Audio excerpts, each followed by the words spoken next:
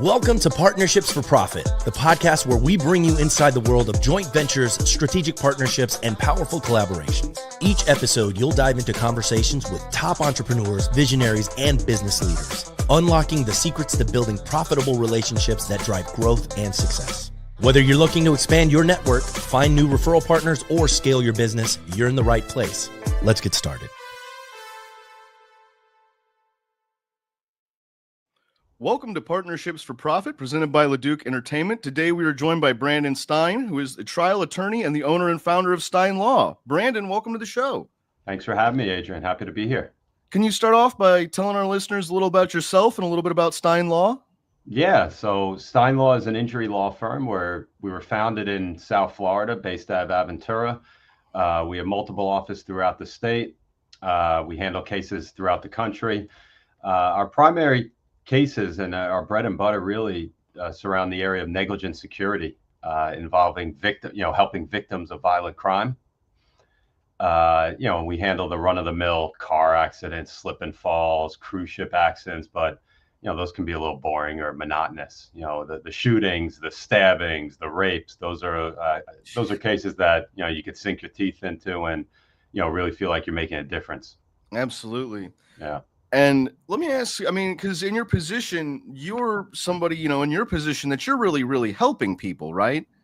And is that something that was just innate to your character, or is that something that you cultivated along that way, that drive to help people? Well, it's funny. I never, even going through law school, I never even thought about the area of practice that I wanted to endeavor into. I don't want to say I fell into this, because obviously I made decisions along the way that got me here. But really, it comes down to helping people. And, being a lawyer can have a lot of negative stigma associated with it. So really what I'm able to do is help people go through the hardest of times. And, even though we can't change what happened to them, at least we can help, get them civil justice. And in this country, what I always tell jurors is, the best form of justice in this country that we've determined is money damages. And unfortunately, that's the best we can do. So that's what I strive to do every day, man. Yeah, absolutely. And you come from a family with a pretty strong business background. Can you talk about that and tell us a little bit about how that background sort of influenced your approach to growing SteinLaw and to how you handle cases? Yeah, I'm a first-generation lawyer, first generation of obviously SteinLaw. As you can see, I'm the founder of it. But, I have family members, starting with my father and uncles, grandparents who did run businesses. It's not something that there was specific wisdom that was imparted upon me.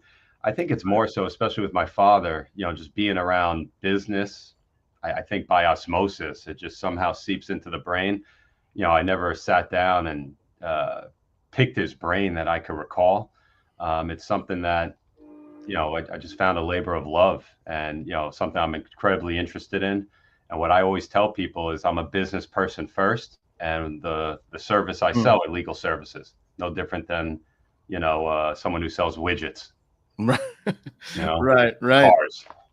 And is it important to keep that sort of businessman mentality in what you do? Is that something that really kind of guides you?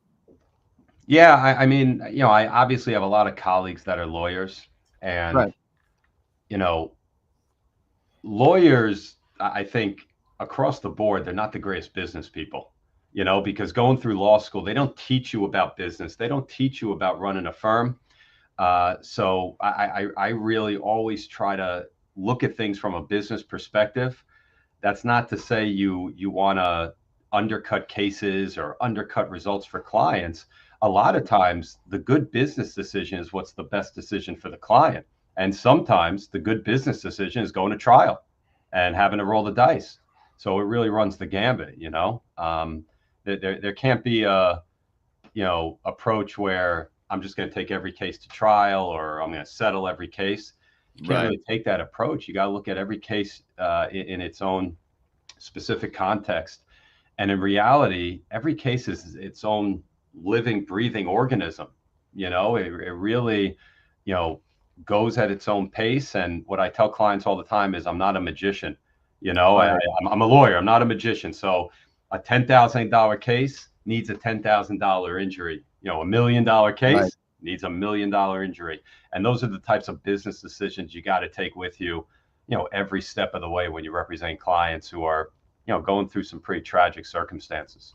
Well, and you kind of answered my next question a little bit there, and I'd like to touch a little more on it. I was wondering if your strategy for client representation, if it is, kind of a one size fits all approach, or if it's a very custom tailored strategy. Adrian, I'm in the people business. Right. I don't sit behind a desk all day. I don't know how long we'll be sitting here for, but this is something that I don't do all day. Usually I'm in the courtroom. I'm taking depositions. I'm talking to Right. clients. I'm doing things that are more active, not paper pushing all day. Right. So, when you handle cases like personal injury, the demographic of clientele that I'm handling are, unfortunately, it's lower middle class, lower income, socioeconomic status. So you have to understand how to speak to them in light of what they're going through. Right. Because accidents aren't planned. Getting shot on a property because of someone else's negligence and failing to provide security measures is not planned. Right. You don't plan on that. And when it happens like a snap of the finger, you got to react. And, that's where Right. we come in and we make sure we understand, the emotional toll it takes, but also the monetary toll, the physical toll. And you're dealing with these people in the worst of situations where none of my clients did I have a relationship with them for the most part Right. before the injury. So I'm seeing them at their worst. And I always have to, keep that in mind, if they're yelling at me or if they're getting emotional with certain things. Because it's an emotional time and it ain't easy. Absolutely. Certainly ain't easy what they deal with. That's for sure. Right. Well, and in a situation, I mean, I'm just trying to wrap my head around it a bit, and you're dealing with things like, personal injury and wrongful death. I mean, the emotions have to be running really, really high for your clients at all times. How do you and your team sort of support your clients through this difficult time, both sort of, I guess, emotionally and with their case? Yeah, I mean, well, you say it right there. I mean, team. Right. I'm not a solo practitioner. I was at one point, over 10 years ago, I was a solo practitioner and doing everything on my own.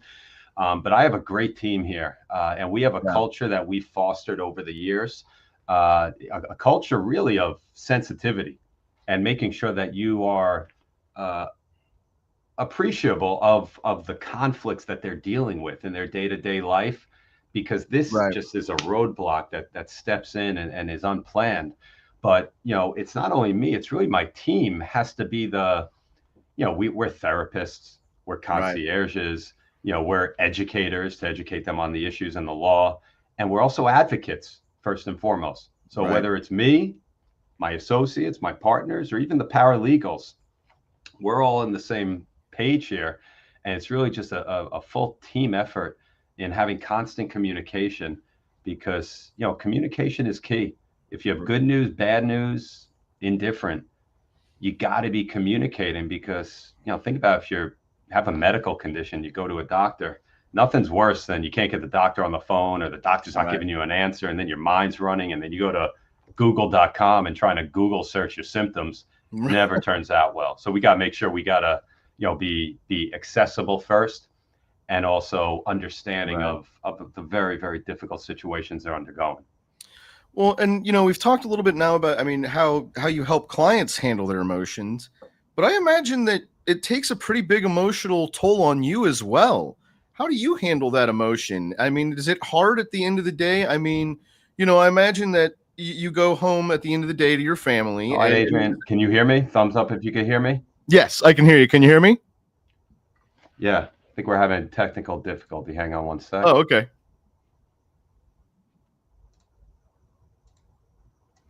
See if we can get you back online here.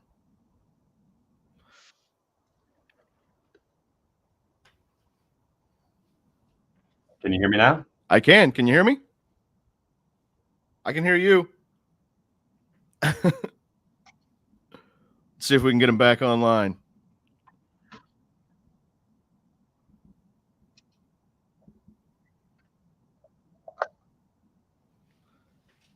See See if I can plug in my mic. That I can hear you great. Can you hear me?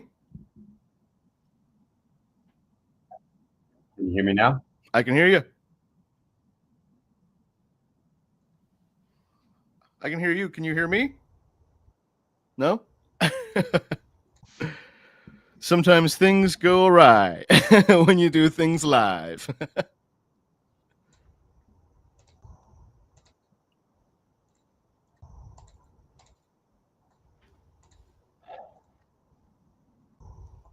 I can hear you great.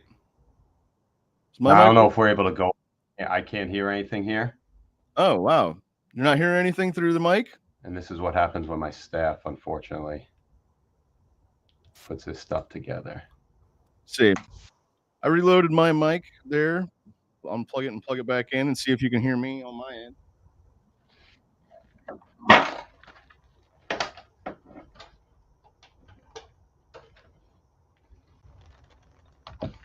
Can we try that again? Yeah, I can hear you great. Can you hear me? Now I got you. Oh, hey, welcome back. Welcome back, right? Hey, welcome back. We figured it out. Well, cool. Well, yeah, no. So what I was asking was, I was wondering about. We talked a little bit about the emotions that your clients are feeling. Yeah. But I want to talk a little bit about you. And I mean, because I got to imagine that these cases and wrongful death, personal injury, I imagine that it's got to take a pretty emotional toll on you as well. Do you find it hard to kind of set that aside at the end of the day when you go home to your family, or how do you deal with the emotion of it? Well, I'll tell you, you have to compartmentalize. That's for sure. I mean, I'm married. I have 3 kids, a lot of activities. Right. So with respect to the family life, in a sense, it's nice because it takes me away from what I'm dealing with day after day after day, which is not easy. But, I've seen videos of children drowning, videos of people getting shot and killed. I mean, and you can't unsee that kind of stuff. And Right. at the same token, it's easy to get desensitized with it. No different than a doctor who sees death every day and just a number, But what we do, there's such an emotional component to it.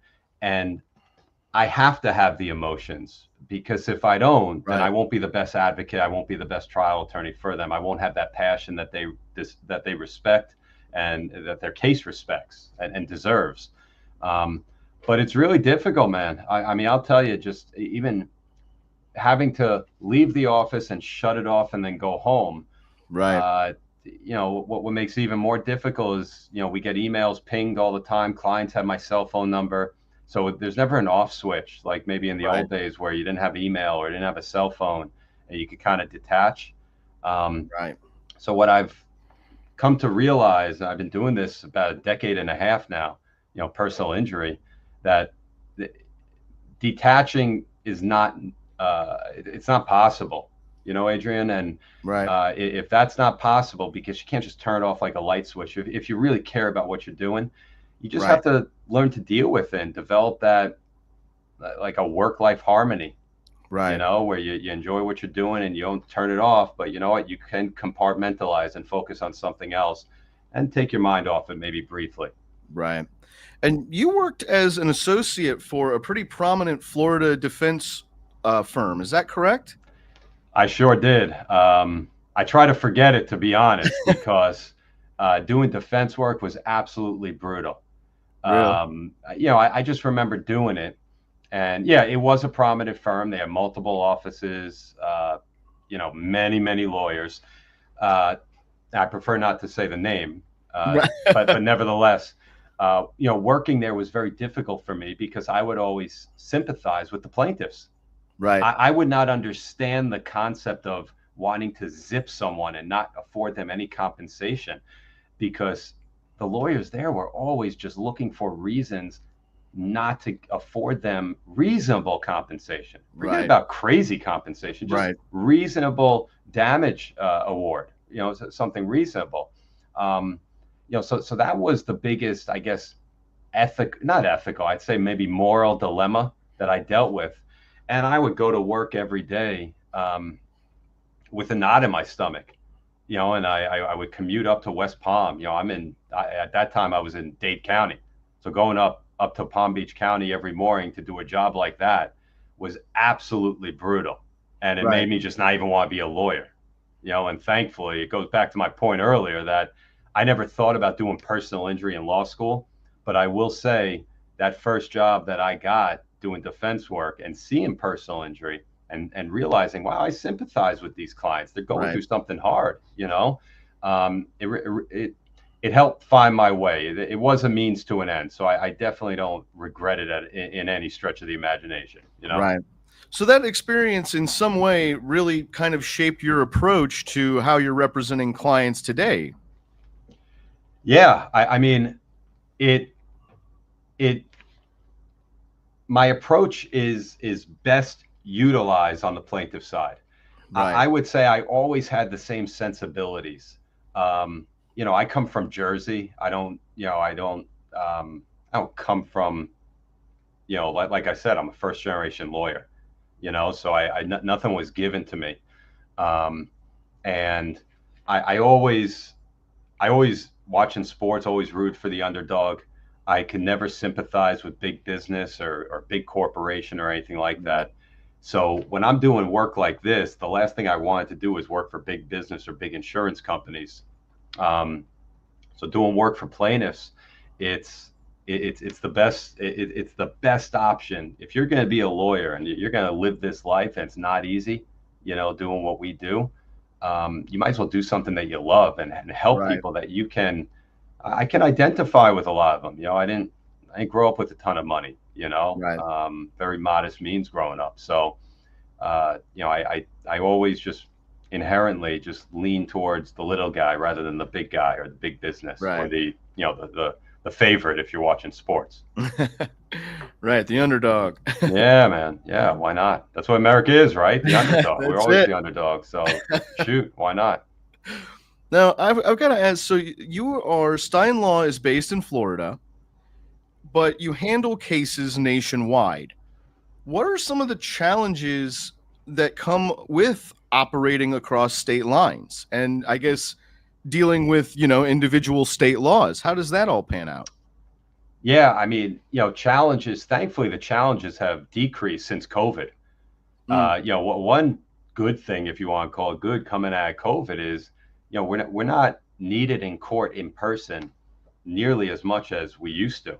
When I Right. just came out, and even for the first decade I was practicing, I was in court, driving to Miami, driving to Palm Beach, driving to Fort Lauderdale for a 5-minute hearing on a nonsense issue, and had to drive back in traffic. These days, everything's Zoom. All the court hearings.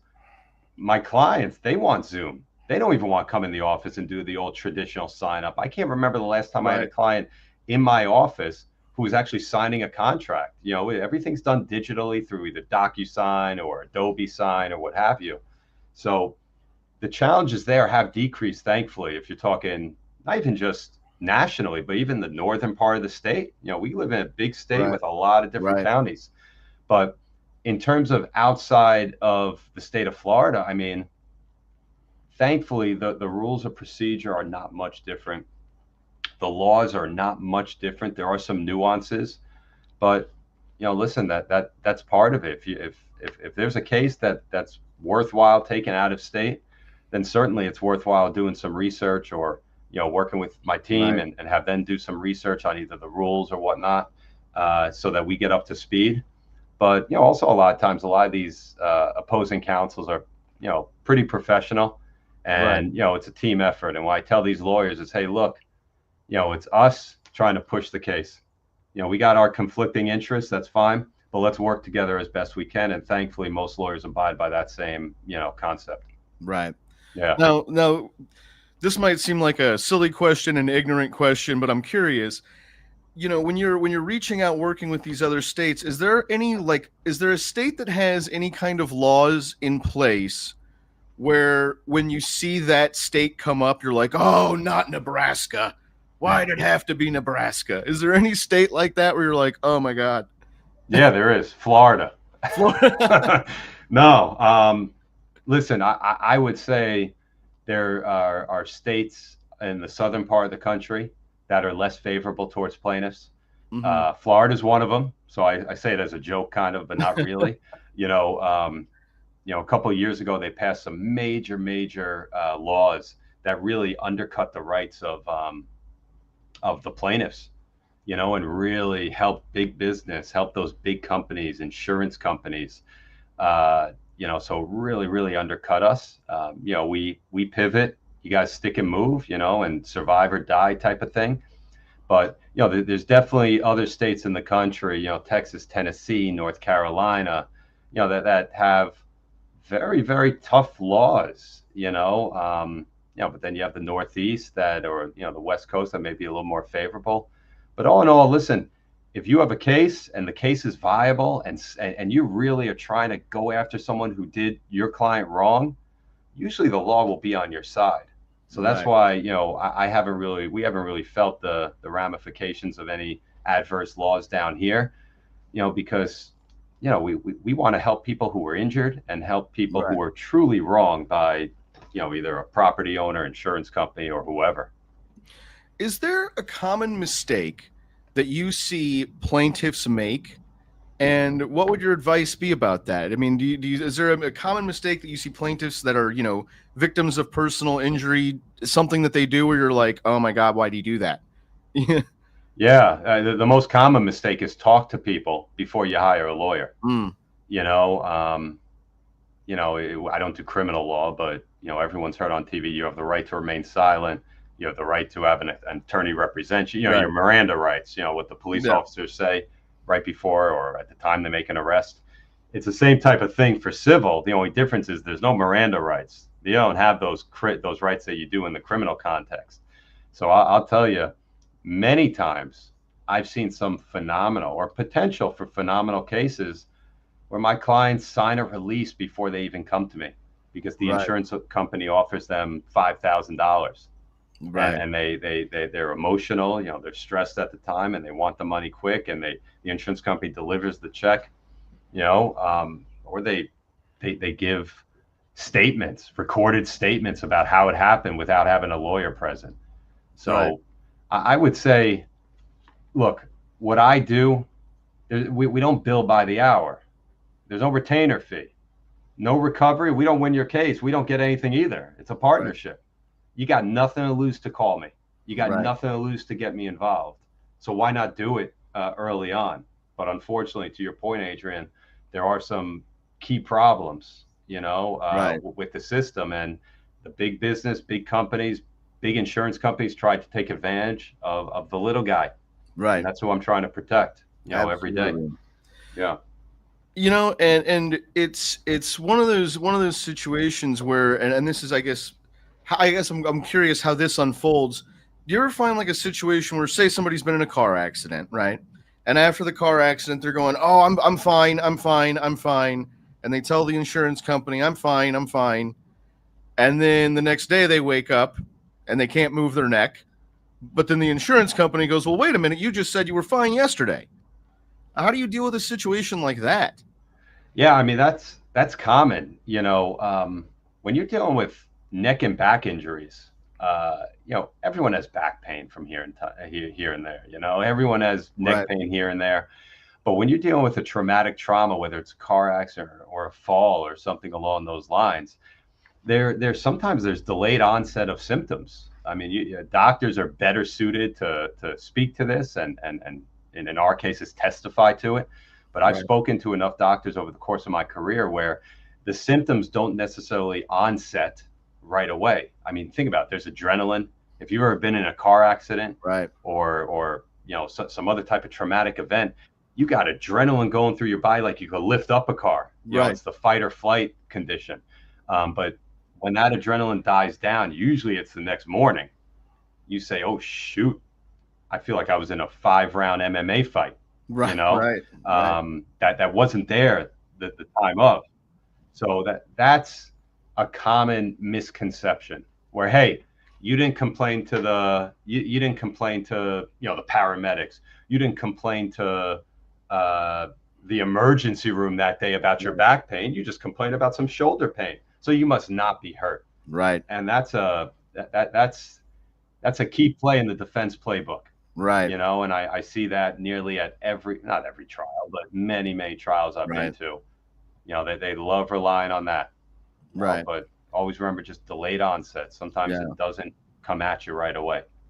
Well, we talked a little bit about how, in your position, the importance of kind of compartmentalizing. But you're somebody, you like flag football. You enjoy flag football. You enjoy baseball. Can you talk a little bit about the importance of sort of work-life balance and how those kind of activities really maintain that balance and help you maintain focus? Oh, did I lose you again? Uh-oh, we might have lost him again. Can you hear me? We might have lost him again, folks. He's out there in the ether.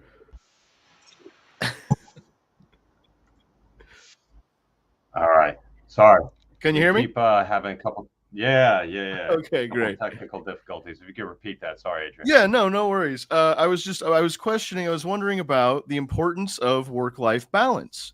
And I know that you're somebody that you enjoy flag football, you enjoy baseball. Can you kind of talk about the importance of work-life balance and how those type of activities help you maintain focus? Well, first, I don't use that term, work-life balance. There is no work-life balance.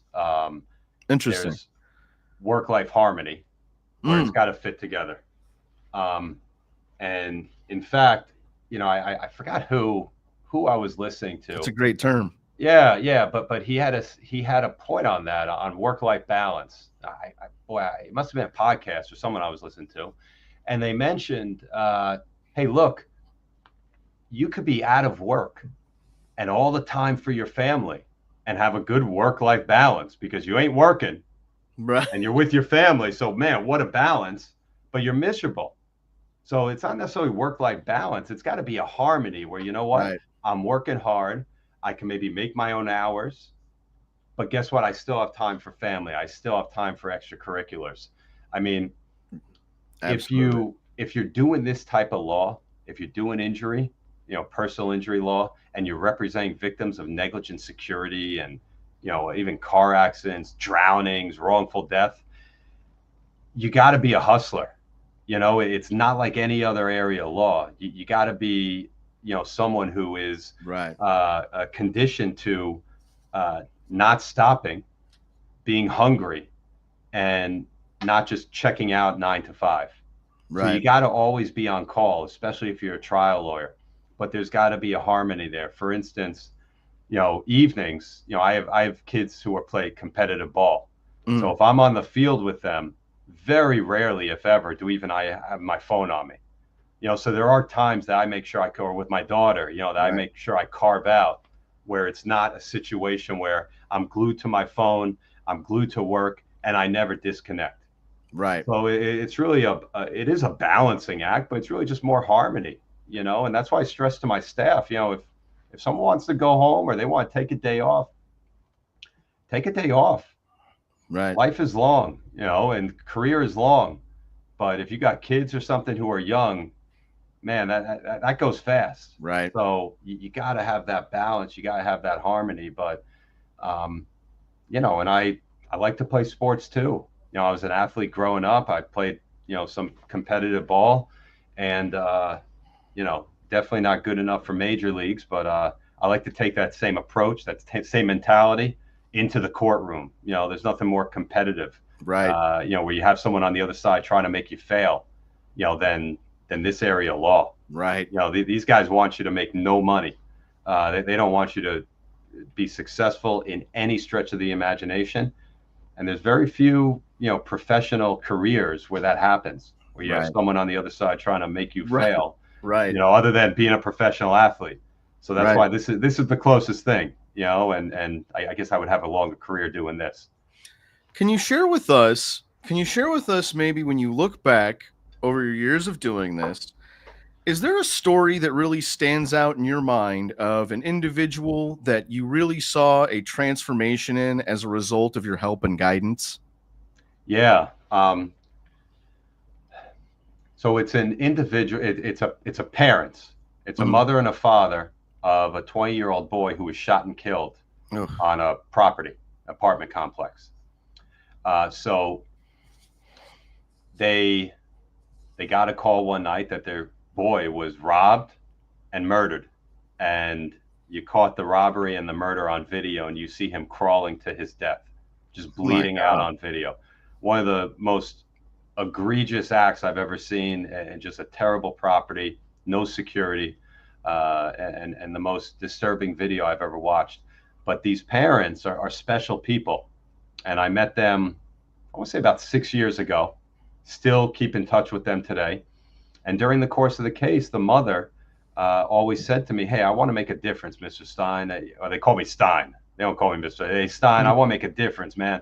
I want to make a difference for other kids. I don't want other parents to go through what I went through. So we got a very, very favorable result on the case. And in those types of cases, the parents are the ones who receive the money damages, for a wrongful death. They're survivors.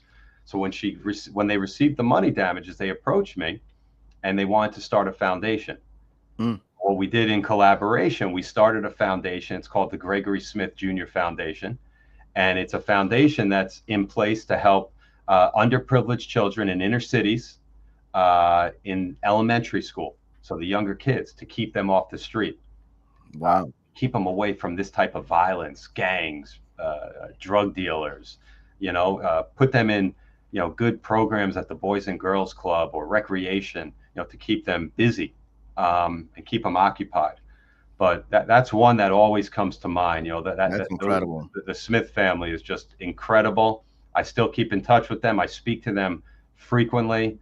We hold events in Gregory's memory every year. We host an event every year for the foundation, and that all stems from something bad and really making it good. So just really impressive, because I've represented tens upon tens of thousands of clients. And that's the only one that actually wanted to start a foundation and come back to me and say, I want to put my money that I recovered to good and give it back to the people. And, listen, man, there's nothing more gratifying than that. I don't care how much money. Absolutely. You make, those types of situations really is what makes it worthwhile. Yeah, that's incredible. Brandon, this has been an awesome conversation. Thank you so much for stopping by. If anybody listening could use your help or could use the help of SteinLaw, where can the people find you? Hey, go to SteinLaw.com. Easiest way. That's www.steinlaw.com, SteinLaw.com. Search me on Google, Brandon Stein. I'll be at the top of the page, I'm sure. But SteinLaw.com is the best way. And I guess I'll be looking forward to part 2 of the podcast, talking about engineering, because I got to fix my engineering with my mic. So I do apologize for that. No worries. Brandon, thank you so much for stopping by. This has been great. Yeah, my friend. Thank you, everyone, for listening. This has been Partnerships for Profit, presented by Leduc Entertainment. Brandon, thank you so much again. All right, Adrian. Appreciate it, brother. Be well. Thank you. Thanks for joining us on this episode of Partnerships for Profit. We hope you've gained valuable insights on how to form profitable partnerships and take your business to the next level. Be sure to subscribe and leave us a review wherever you listen to podcasts so you never miss an episode. Got a partnership story to share or someone you'd like to see featured on the show? Reach out to us. Until next time, keep building those partnerships for profit.